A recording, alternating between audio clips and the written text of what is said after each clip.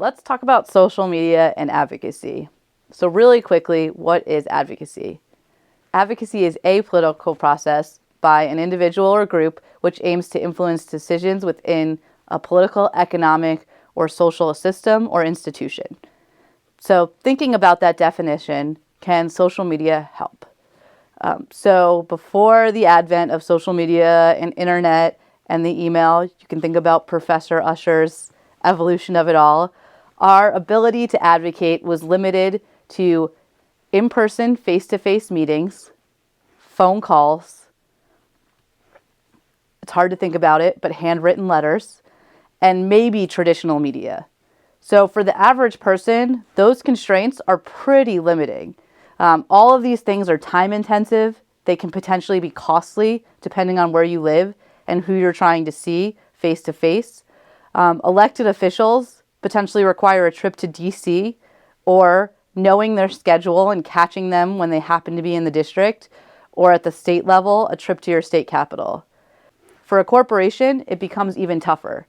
This could be hours on hold via a 1-800 number and incessantly hitting zero to try and speak to an actual person, or maybe the opportunity to speak could present itself at a stakeholder meeting if you happen to own stock in that company. So social media has opened the doors, or you might even say the floodgates, for individuals to engage and advocate on issues that are important to them.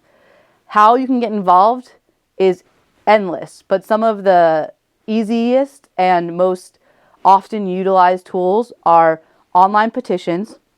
You can also generate personalized messages to Congress or any sort of targeted official, including a corporation. You can raise public awareness.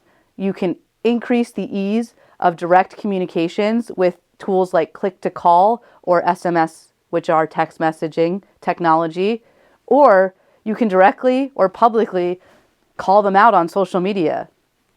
So, does this really work?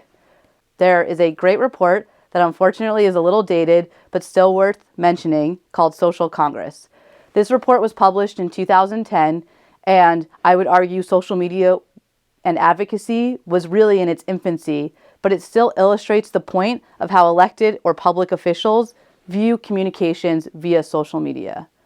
So some of the key findings: nearly 2/3 or 64% of senior managers and social media managers surveyed on the Hill found that Facebook was a somewhat or very important tool for understanding constituents' viewpoints. 42% said the same thing about Twitter, somewhat or very important. Coming in last with 34%, some of these staffers felt that YouTube was also somewhat or very important in understanding constituents' viewpoints. You can read the whole report online, and I think it is useful, but again, we've come a long way since 2010. The other thing to think about, social media and advocacy, it's not just about shaping policies in DC or at home.